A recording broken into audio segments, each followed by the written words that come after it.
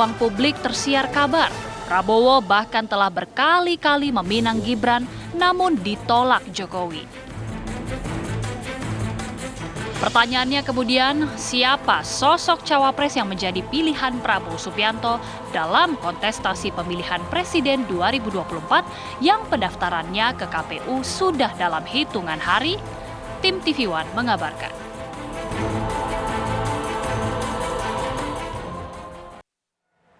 Ada beberapa nama memang selama ini yang beredar yang berpotensi kuat untuk bisa mendampingi Prabowo Subianto sebagai bakal calon wakil presiden di pemilu 2024 mendatang. Hingga saat ini memang kita masih menunggu siapa yang akan terpilih dan akan diumumkan. Kalau kita lihat juga daftar ini atau masa pendaftaran adalah pada tanggal 19 sampai 25 Oktober 2023. Ya, setidaknya masih ada waktu 9 hari sampai beberapa hari ke depan, 2 pekan ke depan tentunya untuk kita bisa menunggu siapa yang akan diputuskan.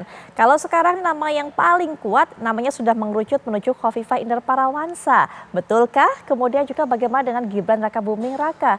Karena kabarnya masih juga menjadi prioritas walaupun masih harus menunggu hasil putusan dari MK.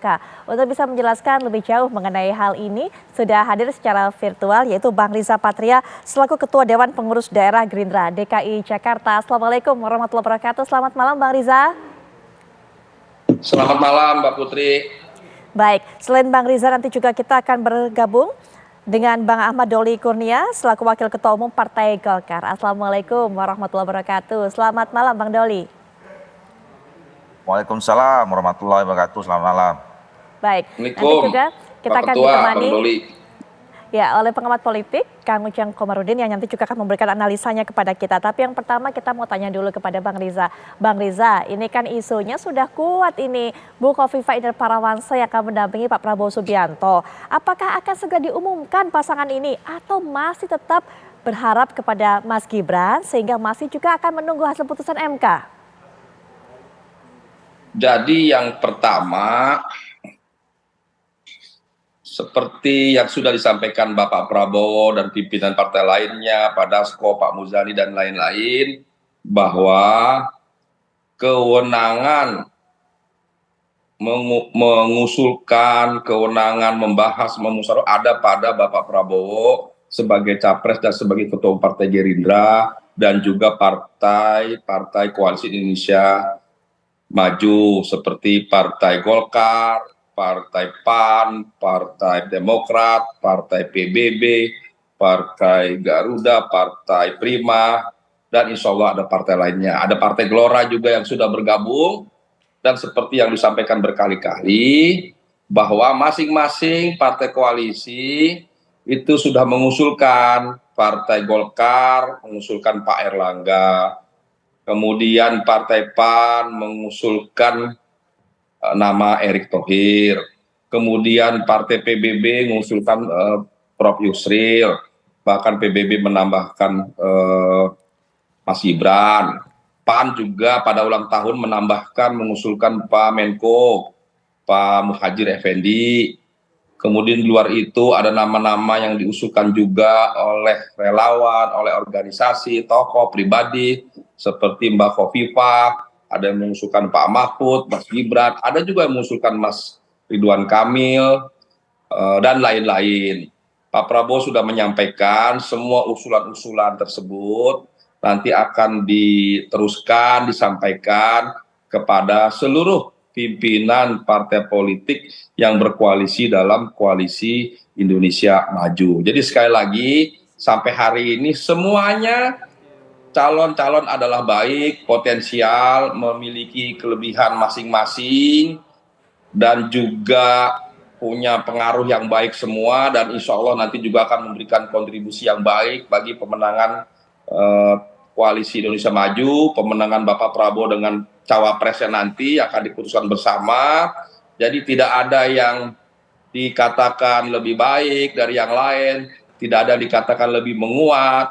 Biarlah ya para pengamat begitu, para tokoh atau pribadi-pribadi yang memberikan pendapat ya berdasarkan survei umpamanya atau latar belakang daerah, organisasi, silahkan sampaikan kepada publik, kepada media, kepada kita semua siapa yang dirasa baik atau lebih baik. Bagi kami Partai Gerindra, semua calon baik, semua calon kami hormati, kami hargai, dan pada waktunya nanti Bapak Prabowo dengan pimpinan atau ketua umum partai-partai koalisi akan memutuskan bersama. Jadi Mbak Putri, sampai hari ini tidak ada yang dianggap lebih baik, semuanya baik dan semuanya mendapat kesempatan yang sama.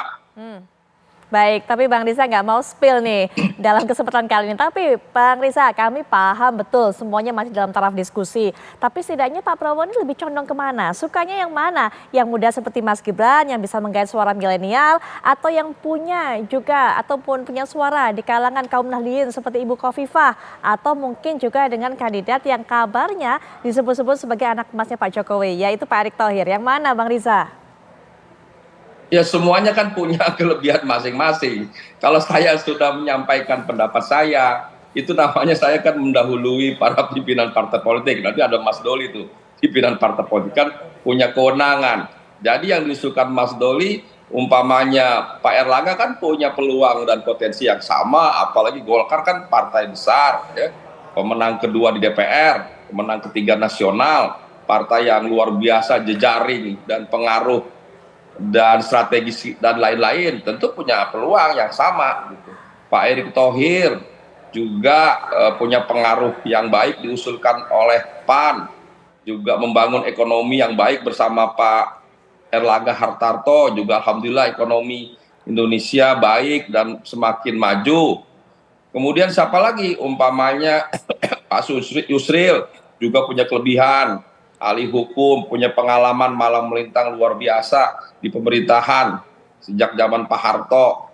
Kemudian juga katakanlah Mbak Khofifah juga tokoh NU, muslimat yang berpengaruh, punya basis di Jawa Timur yang cukup besar suaranya, juga birokrat yang berhasil. Siapa lagi?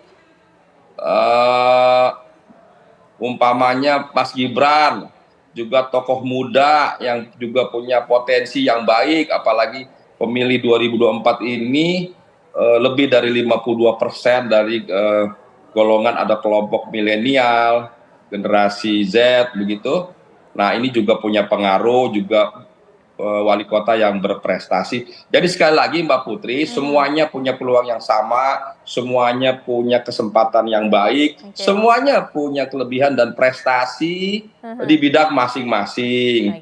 Jadi silakan nanti pimpinan partai koalisi akan membahasnya, apalagi saya mewakili partai politik, tidak ingin mendahului pimpinan partai politik yang lainnya. Semua punya keterbatasan yang sama. Silakan, masing-masing punya kelebihan masing-masing, dan waktunya insya Allah tidak lama lagi pimpinan partai pasti akan segera memutuskan bersama. Kita tunggu saja waktunya, semuanya punya peluang yang sama Mbak Putri. Jadi saya yakin nanti yang dipilih, yang diputuskan berdasarkan hasil musyawarah yang baik. Pak Prabowo orangnya sangat bijaksana, sangat demokratis, tidak pernah mendahului kepentingan partai, kepentingan pribadi, apalagi Bapak Prabowo selalu mendahului kepentingan bangsa dan negara, kepentingan rakyat, dan pasti mendengarkan dengan seksama, dengan bijak, dengan serius masukan-masukan dari seluruh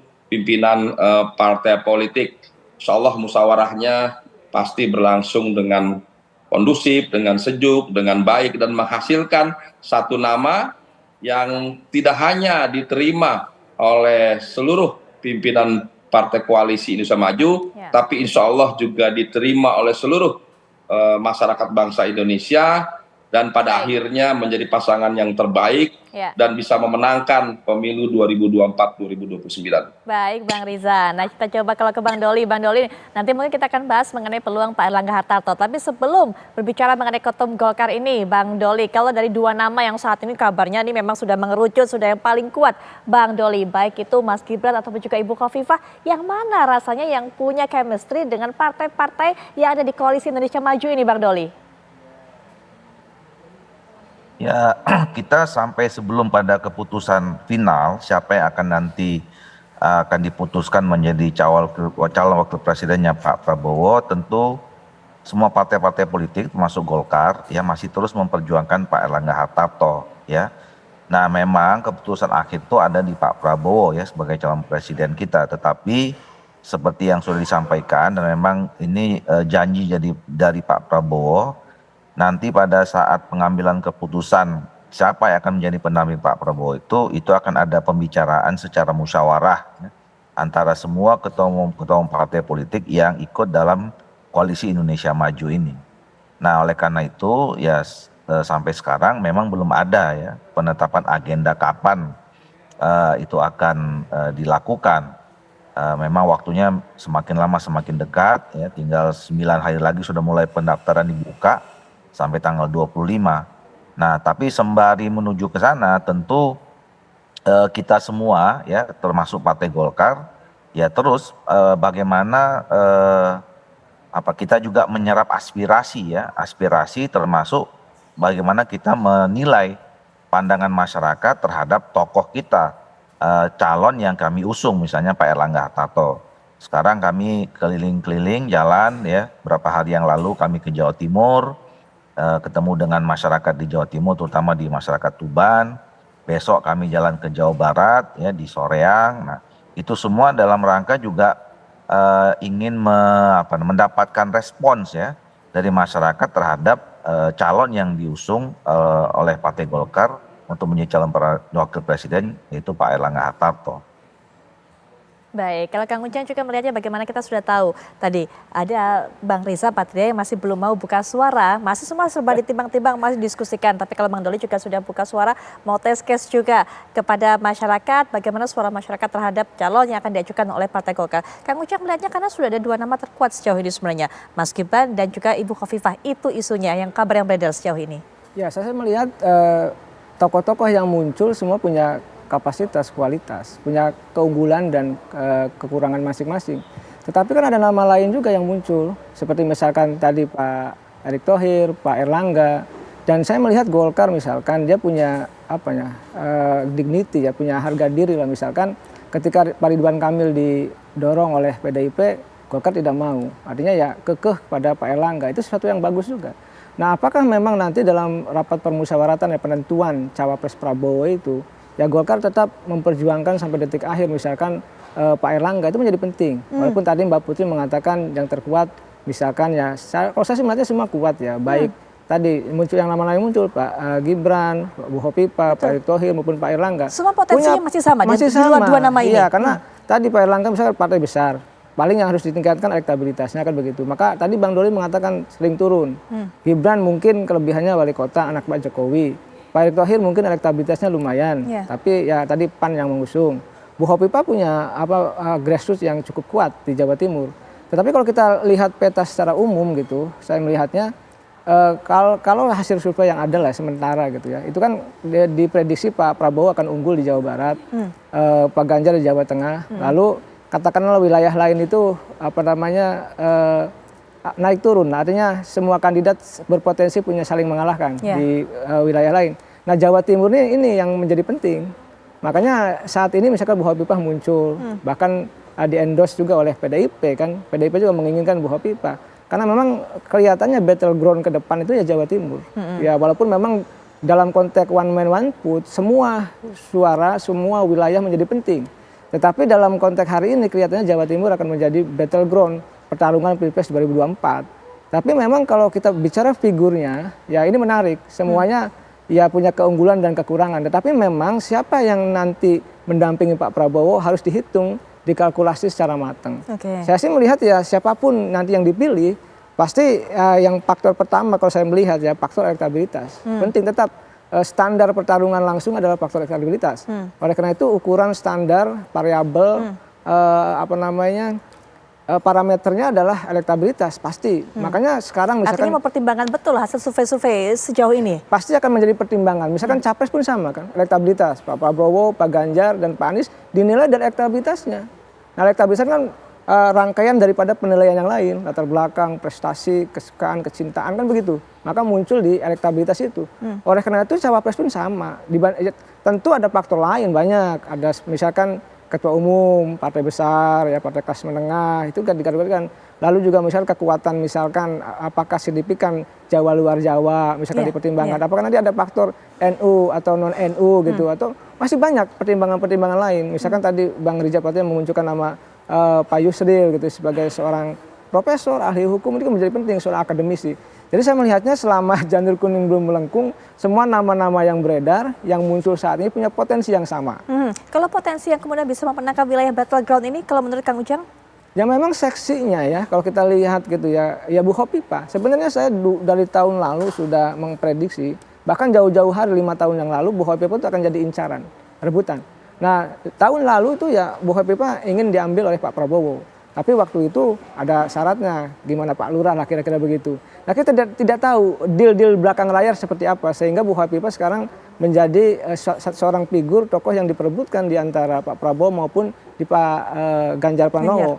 Soal nanti saya melihat siapapun ya tadi pilihannya adalah pilihan yang terbaik lah saya melihat. Karena bangsa ini butuh figur, sosok yang bukan hanya bisa memenangkan pertarungan untuk menambah nilai lebih bagi capresnya, tetapi bisa membawa lompatan-lompatan ke depan bagi bangsa ini.